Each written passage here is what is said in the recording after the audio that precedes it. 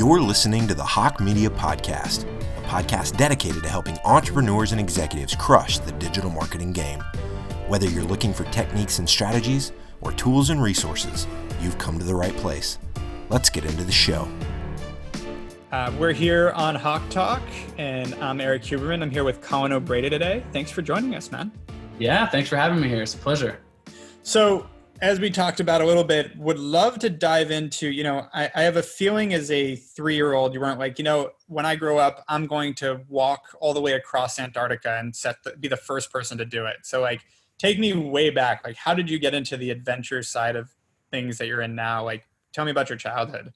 Yeah, so I'll take you back to the very beginning. I was born in a somewhat untraditional context. My parents were, big hippies, I guess, in the 80s and lived on a bit of a hippie commune. So I was born at home, actually, on a futon with my mother, had invited, 20 or 30 of her closest pals over to hang out and celebrate a baby being born, and they were playing Bob Marley Redemption Song on repeat at my birth, and you can kind of picture the hippie Pacific Northwest vibes going on there. What's really funny about that is my last interview was with Brandon Webb, who's a famous Navy SEAL. Yeah, so Brandon was born with hippie parents too, so you've got two of the toughest people that I've interviewed raised by hippies, which any sort of critic would say that doesn't happen, that's not possible, hippies are going to raise flower children. It's no, they raised the toughest guys in the world, actually. Yeah, so it's an interesting way to be brought into the world, no doubt. And then ultimately, I think you're absolutely right. I didn't wake up one day when I was 5 years old and say, I want to be the first person in history to cross Antarctica solo and unsupported. Definitely not. But what did happen in the formative years was a couple of things. One, my family didn't have a lot of money when I was a kid. And so it wasn't like we were taking big extravagant trips or traveling, but I mostly grew up in Portland, Oregon. And one of the great things about Pacific Northwest is you can drive 15 minutes, 30 minutes in any direction and be, for free, basically, at a trailhead, at a lake, at a hike, at a bike ride, etc. And so that was really what we did for fun as a family, was being outside as a kid. My parents were kind of really on the kind of cutting edge of the natural foods health movement, which was pretty kind of on the fringes at the time and clearly much more mainstream at this point. But it was kind of like hippie co-op, eat healthy food, be outside kind of vibes. And that's what I did a lot as a kid. And then I would say the other really formative thing that happened around kind of sports and high performance when I was a kid was I was watching the 1992 Olympics. So I was 7 years old, Barcelona Olympics, obviously just, watching it on TV. And this guy named Pablo Morales, who was a great swimmer of the time, American, wins the 100-meter butterfly. And I was just, for whatever reason, just captivated by the story, probably because NBC did a great job, hyping it or something like that. And I give so much credit to my mother because I'm a 7-year-old kid and I'm like, oh my God, this was amazing. I'm just excited about this moment. And she looks at me, instead of saying, the Olympics, they're on the other side of the world, they're this, that's untouchable, whatever, that's cool that you're excited. She says to me, would you want to do that one day? And it's a really important moment because it was she tangibly put it in my mind, not as this is some untouchable thing that we're watching on television. Barcelona, Spain might as well have been on Mars as far as I was concerned. I barely ever left the state of Oregon. I couldn't point out a map. I'm a 7-year-old kid. But she's like, well, what would it take? Do you want to swim? Do you want to take swim lessons? Would you commit to that every single day? She goes, well, how old are Olympic swimmers? And this is important. She goes, how old are Olympic swimmers? And so we did a little research and we said, well, they're usually between 19 and 25. And so as a 7-year-old kid, she goes, well, what Olympics would you go to? And she's like, would it be 2008? Would it be 2012? And the kind of point of that is that, no, I didn't become an Olympic swimmer. I did swim all the way through my childhood, and I swam collegiately at Yale and then became a professional triathlete. So I did follow this path for a very long time. Didn't quite make the Olympics. But she tangibly said to me in that moment as a 7-year-old kid made it real. Actually said, what would this look like? And actually took the steps towards playing out on a calendar. Great. So 2000, it's 1992 and you're 7 years old, 2008, 2012 is an abstract thought, but she grounded me in that. It's so funny. I have pretty much from my career, an identical story where I was watching Behind the Music with Sting as like an 8-year-old. Yeah. And they talk about that his manager ripped him. I wanted to be a musician. Like I grew up playing guitar. I was like, I'm going to be a rock star. I was 8. That was my dream. And I was watching the show, and his manager ripped him off for $25 million. And I didn't even know what that money meant, but I was like, what? But that guy was his partner, like is his manager. How could he do that? And she's like, well, as a musician, he didn't understand business. And I was like, oh, so to be a musician, I need to understand business. And like that like sparked my interest in business, because my mom was watching this with me and was like, no, that's how, if you want to be a musician, you better understand business. And she always used to say, like, make sure you have that in the back of your mind. Even if you're going to be a guitarist the rest of your life, understand business. I was like, okay. And then I took the path more, and guitar became a hobby, but same kind of guidance from the parents. It's so valuable to kind of actually ground that. And you realize, and I do in my nonprofit work, I work with young people now, is how much at that age, that elementary school age, second, third, fourth grade, 6, 7, 8, 9, 10 years old, how so much are sponges. And because there's no limiting beliefs quite yet, you haven't had those kind of I can't, I won't, I shouldn't. If someone like a mother or a teacher or a coach actually kind of paints the picture of that in reality for you, it's so interesting how you can actually manifest that and at least take a lot of steps towards that. And so did you right away sign up for swimming lessons and go for it? Was it like overnight? Yeah, so like my mom, and she jokes around too, is a little bit self-serving for her in that I was a pretty rambunctious kid, and she, obviously I wanted to move my body in sports, and I got excited about swimming watching it on the Olympics, but she was also looking for a sport for me that like moved my body as much as possible. Like she put me in like t-ball or whatever, and I'd come home and I'd still be bouncing off the walls, and she'd be like, baseball, you don't move around enough. And she's like, what sport can you just literally be in constant motion so you're the most tired when you get home? So it was a combination of me having this dream, but also her being like, yeah, that's a good one, because you're just like moving back and forth up and down the pool. And, as a kid, I swam and played soccer at a high level, and then ultimately was recruited Division I to swim. And so I continued on that swimming path for quite a long time. Nice. And so you swam at Yale, and then going through, your college experience, did you work in college as well, or was it really focused on athletics? Or tell me what. Yeah. So I actually did. I was kind of an entrepreneurial spirit, I suppose, of my own kind, which was, I was Portland, Oregon, hippie kid, end up at this Ivy League school, which was very outside of the context or scope for me. And I actually went home every single summer and painted houses. My buddy and I started a painting company when we were 16. Oh, so you did it. You didn't join like College Works Painting or something. You just started your own painting company. We did do like that when we were like 15. We would have like a College Works or something like that for one summer. And then we looked at each other and we're like, we can just do this ourselves. Yeah. And from like 16 through the end of college, we did that every single summer. And for me, the driving force behind that actually was I had always dreamed as a kid of traveling. And I couldn't really afford to travel when I was a kid. And I said, when I graduate from college, I want to have saved up enough money to travel a little bit, not extravagantly, like on a total shoestring, buy a student ticket, hitchhike, stay in youth hostels, have enough money to drink some beers at night or, whatever, but that was it. And so that's what I did right after college, which ultimately leads to another very formative moment of my life. So it's 2006 when I graduated from college, pre-credit crisis. I have an economics degree from Yale. All of my friends are like working in iBanking, and I decided to scrape together like 10 grand that I've saved up over like 5 years and be like, no, I'm going to go travel with a backpack and a surfboard and like bum around. And people are like, you're crazy. And that's what I decided to do. It was an amazing experience, like literally just bumming around, living on the cheap, up until I found myself on this beach in rural Thailand. And in an instant, my life really fundamentally changed in that moment, which was there were some guys jumping a flaming jump rope. I don't know if you've been to Thailand, but sort of fire dancing and things like that are somewhat common there. I'm 22 years old at the time, and I, no fear at everything. I'm like, oh, that looks like fun. And everything kind of went bad for me there. This rope, it wraps around my legs and lit my body completely on fire to my neck. And I have to jump in the ocean, which extinguishes the flames and ultimately saves my life, but not before about 25% of my body is severely burned, predominantly my legs and feet. And I'm in the middle of nowhere in Thailand. Like I have a moped ride down a dirt path to a one-room nursing station, no proper medical facilities. I ended up undergoing 8 surgeries, and it's mostly my legs and feet that are burned. And after the second or third day, I can't remember exactly which day, but the doctor walks in, he looks at me, he says, Colin, you'll probably never walk again normally. And so after being this lifelong athlete, after being able to move my body the way I always have been, kind of taking that for granted, the physical pain and the trauma is immense, but the emotional trauma of this moment of just like, you made one mistake and in an instant, everything, your full identity, all of this is taken away from you, was one of the darkest, certainly, moments of my life. Yeah.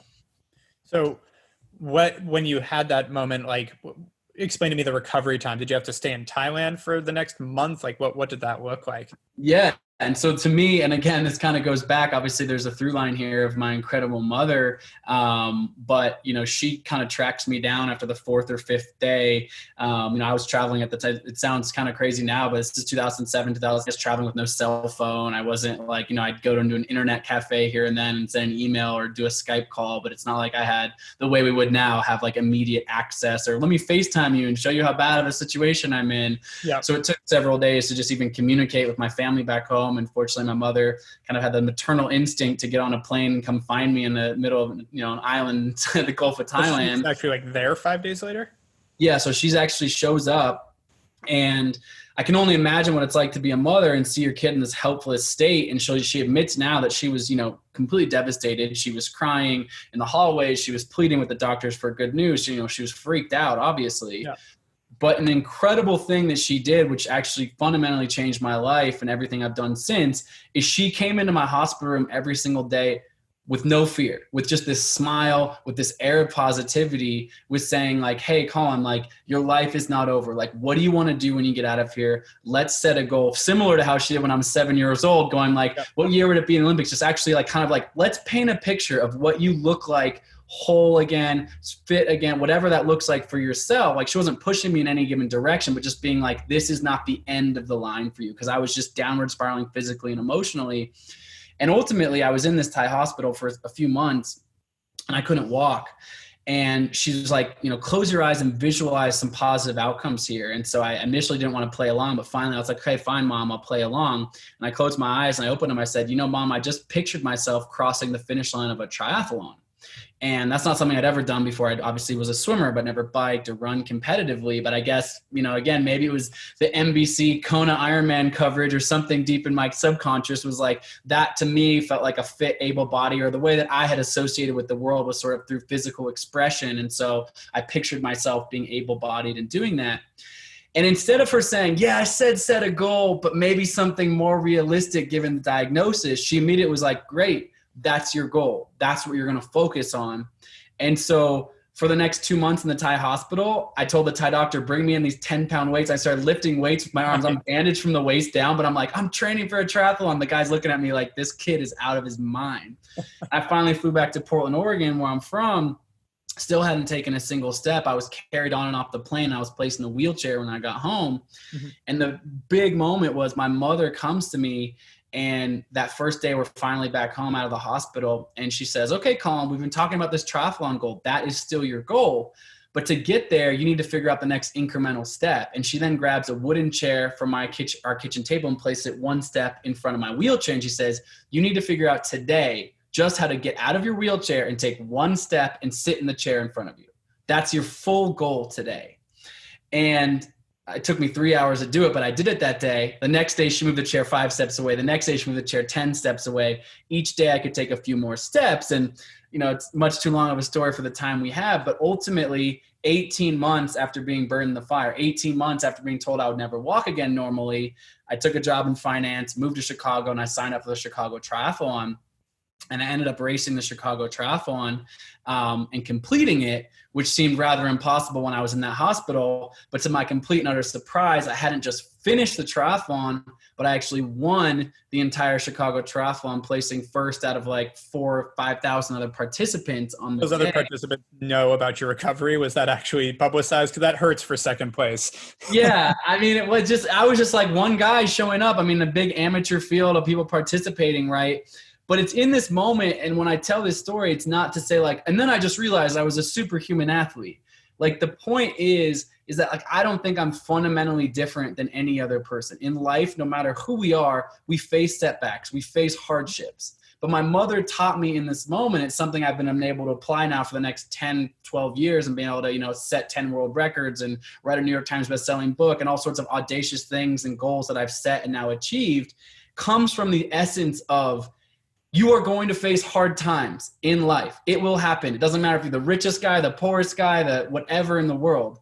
But we have an opportunity to choose how we react in those moments. And my mother coming into my hospital bed in my darkest moment and saying to me, let's actually shift our mindset towards the positive, shift our mindset towards a productive outcome here, has fundamentally shifted the way that outcome was for me and all the other things throughout my life. And so certainly, my origin and a couple of the two questions you've asked have really come down to these fundamental lessons learned through my mother. And there's certainly been other people along the way. But it really kind of boils down to that self-belief and a realizing hard shit is going to happen, but how do you pivot and react to those things? Like we're all going through right now with coronavirus. Like, you just share with me of your own business. Like all of a sudden it's work from home. I usually have these people that I manage in my office and all these things. But it's like, wait, we've actually figured out, it didn't maybe immediately, but how to shift and pivot and evolve and continue to work in a productive manner. And I would also say, do you think, you went through something pretty horrific. Do you think overcoming that adversity when you're challenging yourself to, whether it's Everest or crossing Antarctica, et cetera, do you pull from that sometimes where it's like, I had my legs almost burned off, hiking up this mountain's not going to be a big deal? 100%. And I think that it's interesting how we can recalibrate a little bit when we actually can when we're going through something hard, but we get through it. That's when you look back with hindsight and go oh, wow, I can persevere through that. What else can I get through? So certainly, I'm pulling a 375 pound sled 1,000 miles across Antarctica, something that no one in history had ever done before. People had attempted it. A guy a couple years before me had attempted it and died just 100 miles from making the crossing. It was a very challenging project. I didn't know if it was possible. I actually called my Antarctica crossing the Impossible First, which is also the name of my book, because I was like, it may be impossible, but when I step outside of my comfort zone, I am going to grow. So if I make it across Antarctica, amazing. If I don't, I'm going to learn by having taken on something so challenging, so hard that it's going to test me. But 100%, I can go back to that moment in that Thai hospital and the feeling, the burn, the feeling, looking down and not seeing no skin on my legs and go, I have made it through hard things before. I can therefore make it through this. I'm not afraid to step into a challenging circumstance, because even on the other side of that, not only can I prove to myself that I can do it, but actually getting through hard things have been some of the most fulfilling and rewarding moments of my life. Yep. And so do you think there's a little bit of an addiction to that feeling of that overcoming adversity? Do you think you almost you gravitate towards that now? You want to recreate that feeling with these different challenges you've given to yourself? I think yes and no. I think that certainly, I'm not on a quest to continually one up myself. I think that the things that I've done, the world records I've set, et cetera, I'm extraordinarily proud of, and they've been really rewarding, both emotional and physical experience, and the ripple effect of them have been able to, I had 600,000 students enrolled in my nonprofit programs with my most recent rowing project. I'm proud of the fact that I can now do these things, but have that sort of inspiration and ripple on other people. But it's not throughout the rest of my life, it's every year you're going to be what's the crazier, harder, even more deadly, dangerous thing I can do? Because I think that is kind of in somewhat in an unhealthy cycle, I would suppose. But I am curious in saying, I always like to ask this question of people, Everest was a part of my first big project, which was a world record on something called the Explorers Grand Slam. So to climb the tallest mountain in each of the 7 continents and go to both the North and South Pole, Everest, of course, being the tallest in Asia. And when I was doing that, I started asking young people in my very early phase of my nonprofit, what's your Everest? Kind of as an obvious metaphor to ask young kids, what's your big goal? I'm climbing Mount Everest right now, but what is your Everest? And it can be anything. It could be art, music, family, culture, entrepreneurship. It doesn't matter, but it's an obvious metaphor of what's a big, thing you want to achieve in your life. And even after climbing Mount Everest, it's not I just kick my feet up and say well, I've done Mount Everest. I have nothing to do. So I continually ask myself the question, I thought it was fun to ask young kids, but I realized it's important to ask myself. It's important to ask business leaders. It's important to ask adults of every different age, because no matter where you are in your life, you generally still have something else that you want to achieve that you've dreamed of, but maybe you're a little bit afraid because it's such a big, audacious goal to even speak it out loud. And so my process hasn't been what's the next hardest, badass thing I can do, but an internal dialogue of like, what's the next thing I want to like put my heart and soul into? And, you know, yes, it's been a bunch of series of endurance projects in particularly cold and challenging and dangerous places over the last, 4 or 5 years of my life. But in the last year, I always wanted to write a book. Like I was just like always an avid reader my entire life, had the opportunity to write a book. But I set myself the goal, like, I don't want to just write and publish a book. My goal is I want to see if I can write a book that is received well enough that it reaches the New York Times bestsellers list. And for someone who's never written a book before, like that is a Mount Everest. Like that's a big mountaintop to reach. And I'm proud to say my book came out in January and it hit the New York Times bestsellers list in February. Again, that is not a physical goal. So I don't know if it sounds like writing more. It's how can I sort of recalibrate, into these bigger goals? Well, it's challenge and achievement. It's not danger, which I think is, as you said, that's the healthier way to look at it. Like challenging yourself is great. Achieving things is great, but trying to one up yourself from a danger aspect, I think is frankly a self-fulfilling prophecy at some point. Yeah, exactly. That's fair. So I would love to know though, how did you take that step? So you did the triathlon. At what point did you go from triathlon to I'm going to climb Everest? Like what was the gap in there? Yeah, so I had raced triathlon for about 6 or 7 years professionally. So after winning that first race, much to the dismay of some of my other peers, I immediately pivoted away from finance yet again. I went and actually quit my job the Monday after winning the triathlon. And to race. How long were you there for? How long were you at that job? Just under a year. Okay. So were you in banking like everyone else you were saying? I was trading commodities. So I was and trading like crude oil and some fixed income and stuff like that. And I liked the job just fine. And again, this is, it was an interesting time to be in that because that was 2008, 2009, but actually commodities trading at the time because the volatility was so high from the credit crisis. There's actually a great time to be trading commodities because you had upside trading in both directions. It wasn't like equities where you're just like, oh, the stock market's crashing, we're screwed. Yeah. There was a lot of money to be made in the speculation of that moment. But honestly, for me, even though I didn't grow up with a lot of money, it was a situation where I was just passionate about pursuing this kind of adventure of triathlon, which I knew would allow me to travel and things. I got my first sponsor, but it really just meant I had so I was sleeping on floors of friends' houses and I had a couple of plane tickets to go to races. It was not it's not oh, I'm a professional athlete like the NBA or something. It was more just the opportunity. Who was your first? Who was your first? My first sponsor actually was a guy who I met in the trading world, a kind of prolific trader by the name of Brian Gelber, who kind of heard my story. I was friends with these kids. And he was like, this is amazing. If you looking for us, basically him and I talked and he was like, look, I'll help you continue to race or something. If, the fact that you won this race is, kind of a wild story. So he was my first sponsor and it was, maintain a great relationship, ended up being an incredible mentor and a huge influence in my life, not just financially, but, I did that for 6 or 7 years. And then in the fall of 2014, I was actually on a mountaintop in Ecuador in the off season of triathlon. I had a diamond ring in my pocket and I asked my longtime girlfriend, Jenna, to marry me. Had met Jenna just before being burned in Thailand. And so we've been together for a number of years and she'd been out on the road with me with triathlon for a number of years. And, thankfully she said yes to my marriage proposal, but more than anything in that moment, young people thinking about our lives together, we were kind of having a brainstorm. We didn't even think about it that way, but kind of what do you want? What do you want to do next? What do you want our life to be like? What we're passionate about? Kind of this free flowing, very energetic, loving conversation. And, both of us kind of settled on a couple things. One was I still did want to push my body in unique and interesting ways, but I felt like I had reached the end of the road for triathlon for me for a number of reasons, but more so than anything, I just felt like I wanted to do something with my physicality that also had an impact beyond just myself. So with triathlon, it felt and I loved it. I don't take back any of those 6 or 7 years of doing that. But it was if I won, my sponsors were happy. If I lost, they were disappointed. And maybe it influenced a couple of people in my immediate circle circle, but it like didn't really matter. And I was like, I wonder if there's a way. I'd always dreamed of climbing Mount Everest, but also to do a big project in the world, realizing that sometimes things like that have enough sort of marketing and business and, you know, media narrative that can actually have a much more large impact within them.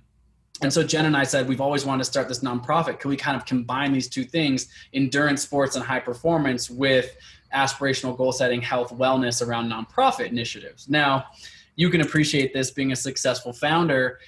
You know, after this, you know, riding high on kind of our, not honeymoon, but I guess our engagement honeymoon, like, let's start this thing and let's, you know, set this world record. It's going to be great, whatever. Like, we get back to our house and we always write our goals on this whiteboard. And actually the very last words of my entire book are whiteboard to reality. And it's like, we write, set a world record in Explorers Grand Slam, start a nonprofit, have all this impact. And we look at each other in our 1-bedroom apartment going like, we have no money, we have no funding, we have no background in this, we don't have a network, I have 200 Instagram followers. Like, how the hell are we going to pull this thing off?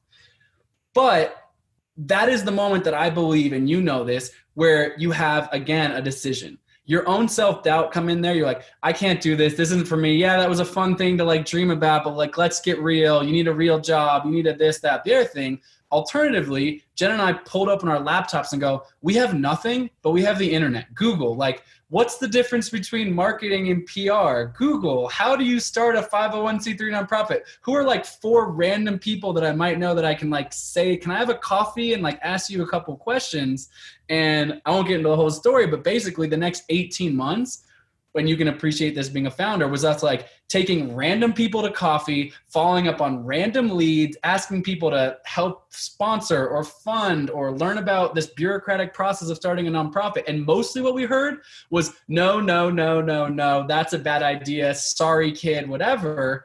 But you get enough no's that you learn your process, you refine it, and ultimately we got, you know, just a couple cracks in the armor of yes or a maybe or whatever. But the point is, we kept pursuing our passion and taking from that whiteboard to reality and those actual incremental steps to get. When I also, something consistent with a lot of high achievers, frankly, is the why not me attitude. Like, why shouldn't I be the one to do this? Like, right. Someone else has done it. Why can't I be the one? Like, they're no smarter than me. I'll figure it out. And as you, like, you open Google versus, as you said, the self-doubt. Instead of self-doubt, isn't necessarily a cockiness of like, I'm the best. It's more just like, well, why can't I do this? Like, what's stopping me? Like, let's just go for it. Like, what's the worst that's going to happen? So 100%. Yeah, no. And I agree. Yeah. It's like that. It's totally that. That's that. Why not me? Or just, and then that also, maybe it's, you know, a little bit, I don't know, like self-flagellating, but like people just say no and you're not right. And like every day you're like, no, I'm going to try again. Like, I'm just going to like keep doing it. Like, and I think we have the benefit of enough great stories of like, everybody told me I couldn't do it and I could. And everybody wants to be that guy or girl that's like, everyone told me no. And now here we are. Like, I proved them all wrong. Like, there's almost that little bit of chip on your shoulder you get from hearing no and hearing it's a bad idea. You're like, you know, I guess you just don't see what I see. Like, again, like if you have enough confidence, you kind of still like, if there's, you know, valid, like constructive criticism, that's easy to take. But if someone just says, oh no, don't do that. It's like, well, why? Like, let's talk about this. Cause it's really, you know, someone's always got to start something, you know, there's always something, everything's new once kind of thing. And I think that goes back to the essence of where we began this conversation. That origin story is effectively, in more concise terms, the way you put it, what my mom said to me when I was watching the Olympics and a guy won a gold medal is she looked at a 7-year-old kid and said, well, why not you?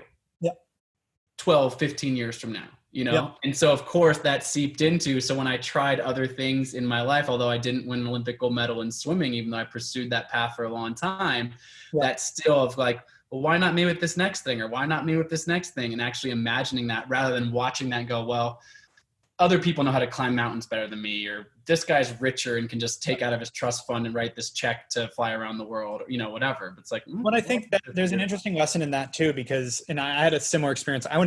Similar timing. I went into real estate in 2008, a week before Lehman Brothers collapsed and the rest of it. Great. So I had goals I had set for myself on the business side. Cause again, I grew up more business oriented, where it was like, I'm going to own my first income property by 25 years old. And obviously that got shaken up a little bit. Like, I wasn't going to get outside help. And I did not end up buying an income property at 25 years old. And I had very little money at that point.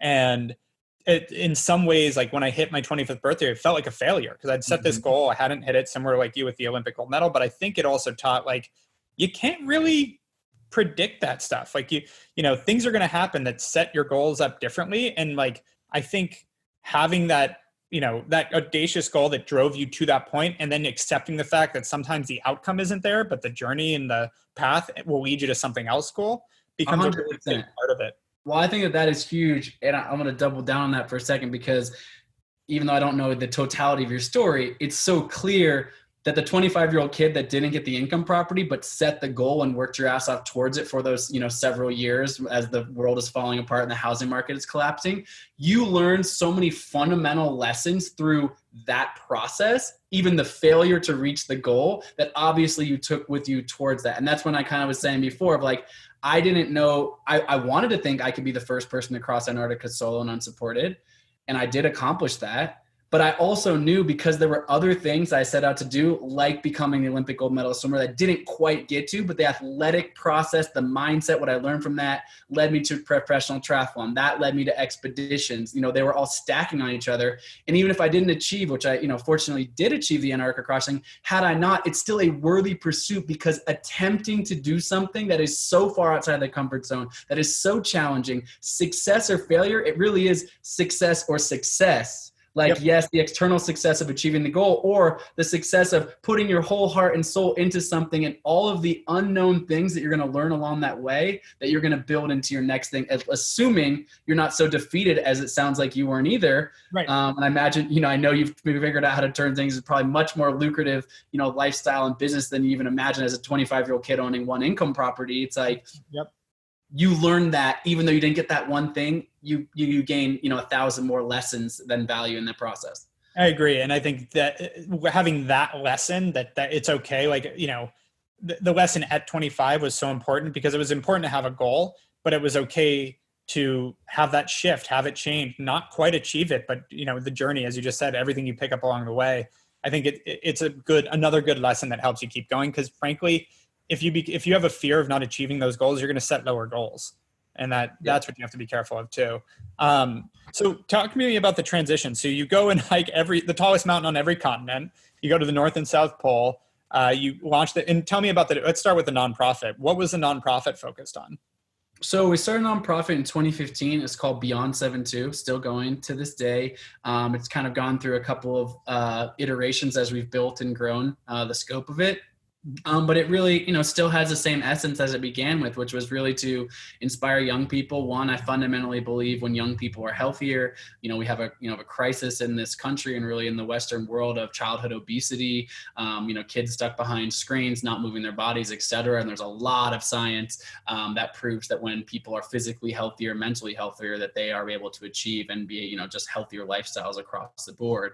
So really wanted to focus on that kind of health and wellness and inspiring young people to get outside, move their bodies, and live active and healthy lives.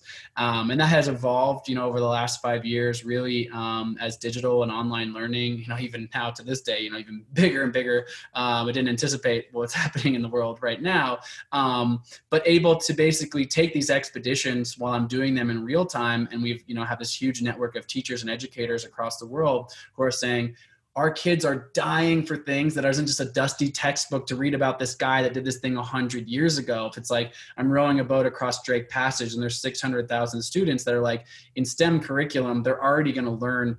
The teachers are needing to teach them about climate change and weather and oceans and friction and engineering around, boats or, how that works. But when something's real and live and they can read about in the news or follow it on Instagram or social media, and I'm sending videos back and forth between them while I'm doing it, all of a sudden their minds are opened up, and the teachers love it because while their minds are open up to this real live kind of adventure that's happening, intersperses with, hey, let's actually write a curriculum around this thing to teach these principles, these STEM curriculums, science, technology, engineering, and math. So it's been fun to kind of collaborate with my projects and these incredible educators to actually build online and digital curriculums that are interlinked, which of course has the still subset value of saying like, hey, kid, why not you? This person's out there chasing their dreams, and your dream might not be to freeze your butt off and row a boat across a frozen ocean, but like, what do you want to achieve in your life? And it's been amazing. I mean, kids going, my Mount Everest to be the first person in my family to graduate from college, or, any different ones, these things we've heard. And so it's been fun to develop and build that and continue to grow that scope.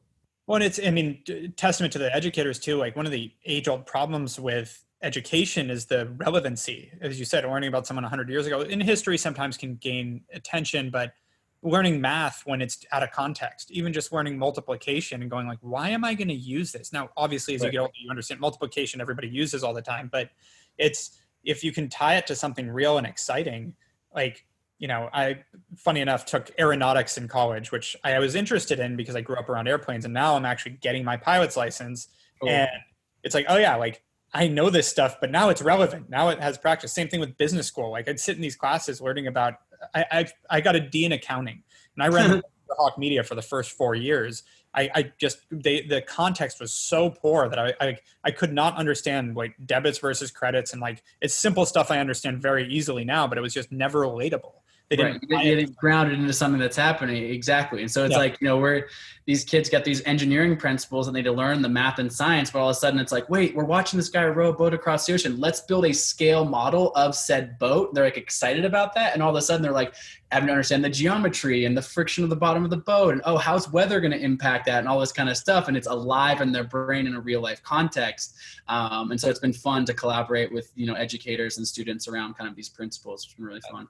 That is awesome. So going back to the other question, so after finishing the 7 peaks and everything, like did that like really the new bug come where it's like, now I want to really get out and be more adventurous and start these expeditions? Like, what happened from there? Yeah, I think so. And I think it comes from what I mentioned slightly before of asking myself a real question, which is, what's my next Everest? Yes, I had set this massive goal and I achieved it and I set 2 world records, but it was like, I'm not going to just like, I'm asking these students, what's your Everest? I'm starting to be asked to speak at, to C-suite executives and, big business conferences and things like that. And I'm like, well, I'm like giving advice, but I'm like, I'm 32 years old at this point. I got a lot of life left to live. Like, what else do I fundamentally want to do and achieve in my life? And so I think it was from that, as well as this kind of this deeper question for me, which is, yes, I've achieved, I guess, some things that people might think, oh, that's a really difficult thing to do or whatever. But for myself, and the Antarctica crossing, which was kind of the next really big thing I dove into,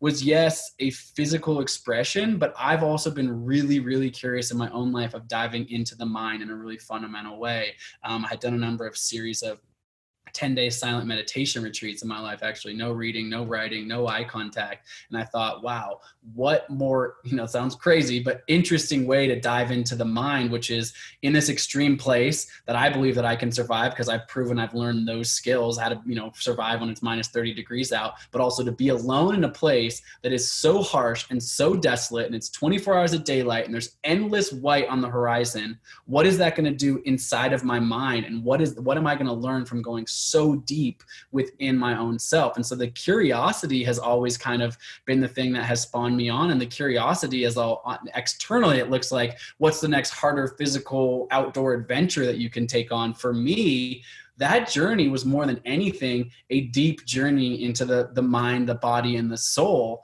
of going really deep in that. And in my book, I don't think in it, if you read my book, The Impossible First, the adventure seeker in you isn't going to be disappointed. There's plenty of edge of your seat storytelling.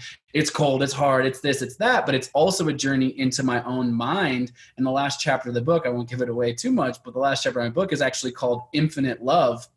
Because as my body deteriorated, I lost like 30 some pounds. So I couldn't carry enough food. My ribs are sticking out. My hips are sticking out. I've got frostbite forming on my nose and my cheeks. Like, physically, I'm in a really bad place. I'm on my last couple of days of food. Like, the stakes are real. Like I said, someone passed away attempting the same project. But on the other side of all that quote unquote suffering, I suppose, externally, I found a place inside my body that was full of flow, of peace, of calm, and what I call this sort of resonant energy of infinite love. So much so, it sounds weird, but I actually, all alone on the ice, maybe I was going a little crazy, would outreach my arms and actually say infinite love, infinite love, infinite love, and be kind of filled up with this energetic positivity of this really peak experience of being tapped into, I'm not a particularly religious person, but you could call it God, you could call it the universe, you could call it energy, you could, whatever that word is for you and how you associate that. But for for me, this kind of really resonant positive energy that I do believe flows through all of us,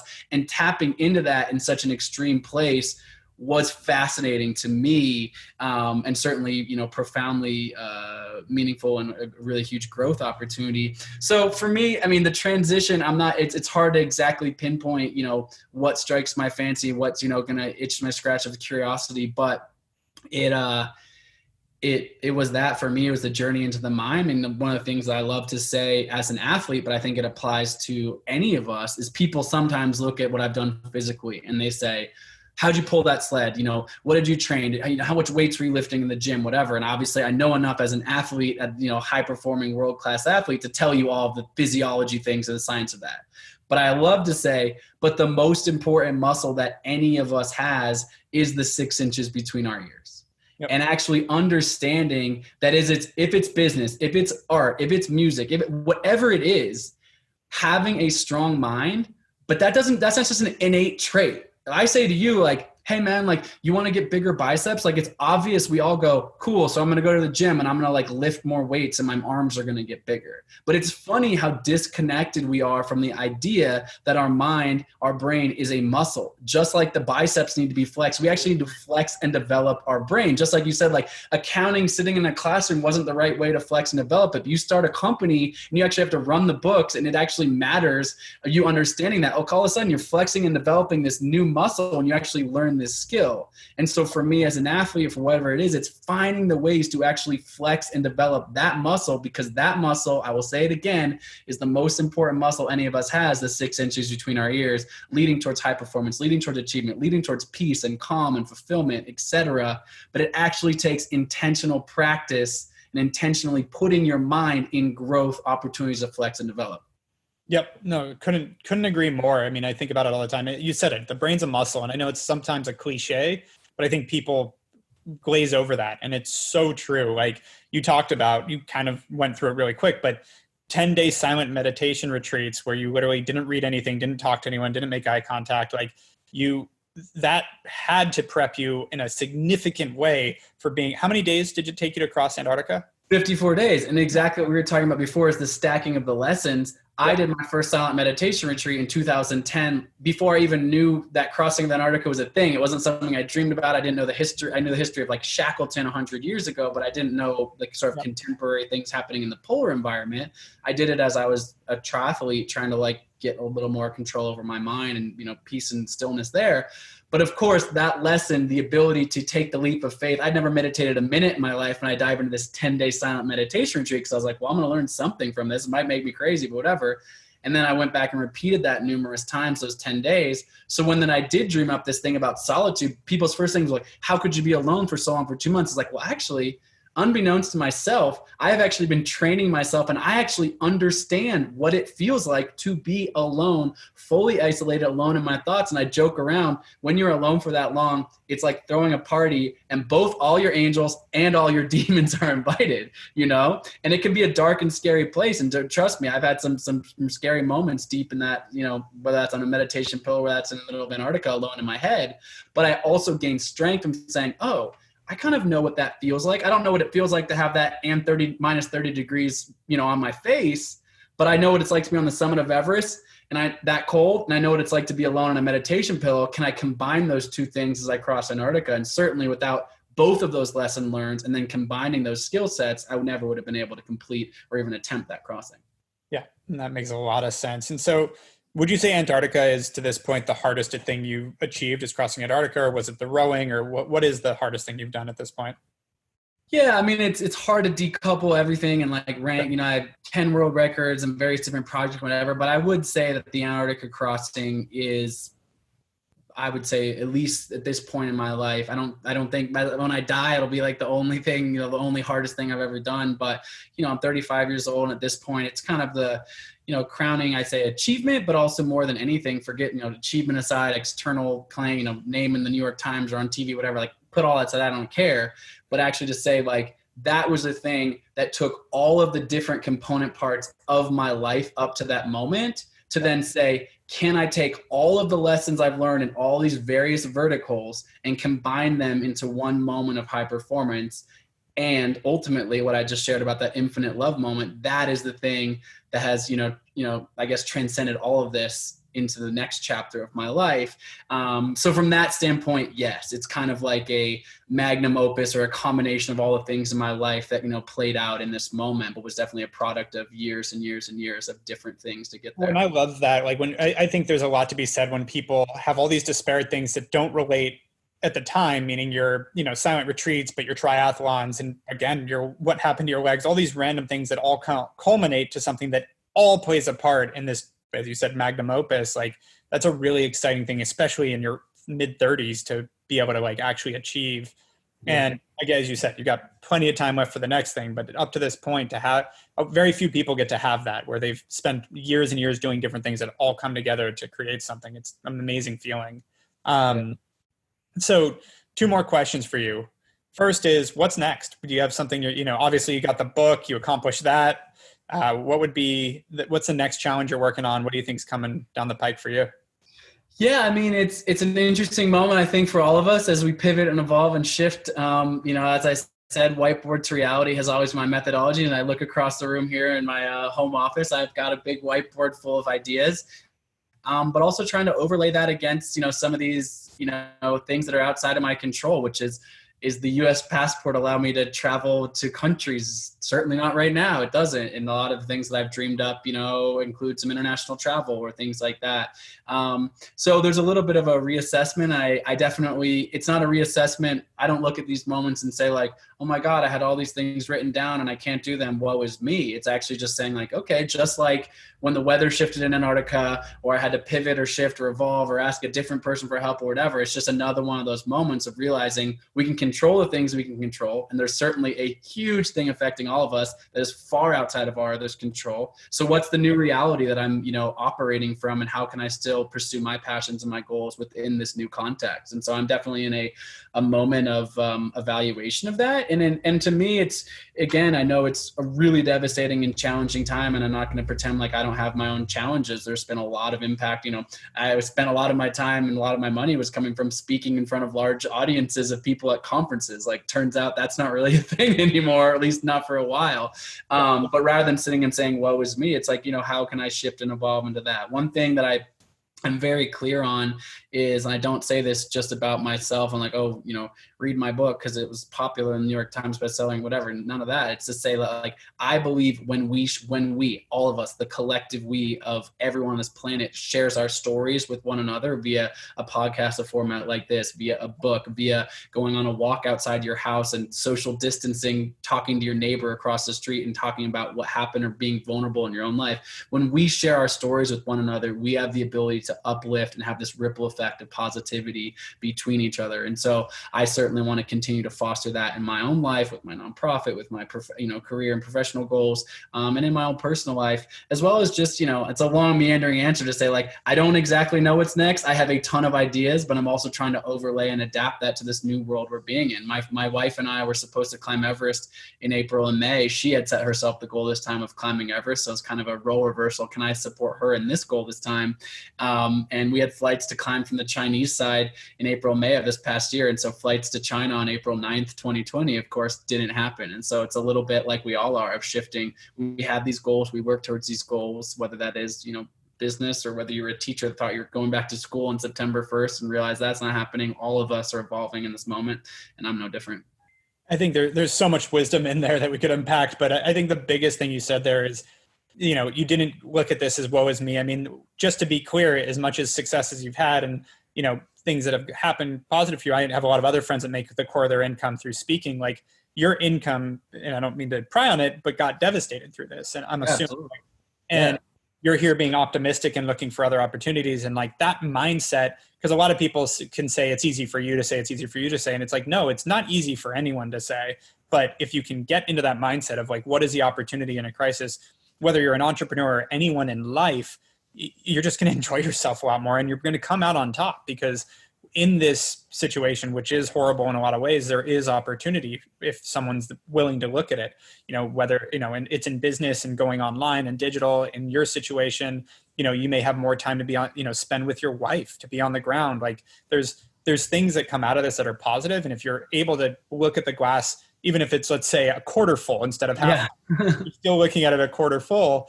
It just changes your mindset. And then again, opportunity comes out of every crisis. I think it was Warren Buffett that said, don't waste a good crisis. It's not to be cold about the fact that people are suffering, but at the same time, if you're not individually actually dying from coronavirus, there's going to be an opportunity there for you. For sure. A little harsh to say it, but all right. So final question. And I think you do this a lot, but I'd love to hone it in. What is one piece of advice you have for people that are also looking to pursue their dreams, whatever that may be? What, as you've looked back on your journey, what's one thing that you would want people to take away from this? Yeah, one thing. Let's see. I think I've kind of already said it, but I'm going to distill it into something, kind of concise, which is to say, I do think it's very valuable to ask yourself what that big goal is. And we'll stick with the metaphor with asking yourself that question, what is your Mount Everest? But then asking yourself, what are the incremental steps? What is the moment of sitting in the wheelchair and saying, you want to race a triathlon? Okay, there's about literally 1 million steps between your wheelchair and that finish line. But what is that chair, that wooden chair in front of you saying, take your first step towards that? I actually have it here on my desk. I'll put it up here. This is actually a small rock that I keep at my desk or my pocket. And it's actually from the summit of Mount Everest. And this rock to me is a small reminder that even Mount Everest can be broken down to its smallest incremental parts. Like the tallest mountain in the world, the tallest, biggest, dropped it. There it is. The tallest, biggest goal in the world is still the biggest mountain is a bunch of small rocks stacked on top of each other, many steps leading to the summit. So to distill that would say, set that massive goal, write it down, put it on your whiteboard if that's your process, or tell your friend, be accountable to it. But then don't be overwhelmed by saying, in 10 years, I want to have this massive company, this. Like today, literally today, Google something, write one email, take that one step, whatever that is. Tomorrow, do the second. The next day, do the third step. That's what it is. Any person that I know in high performance, sports, business, literally any single avenue, it is, cliche as it sounds, has broken down into having that vision, that North Star of that massive thing that you want to achieve, but then actually doing the work, i.e. taking those incremental steps to achieving the summit of your dreams. Couldn't agree more. Well, Colin, this has been awesome. Thank you so much for being on HawkeTalk. Yeah, my pleasure, man. Thanks for having me. Absolutely. You've been listening to the Hawke Media podcast. To ensure that you never miss an episode, make sure to subscribe to the show in iTunes or your favorite podcast player. Thank you so much for listening. Until next time.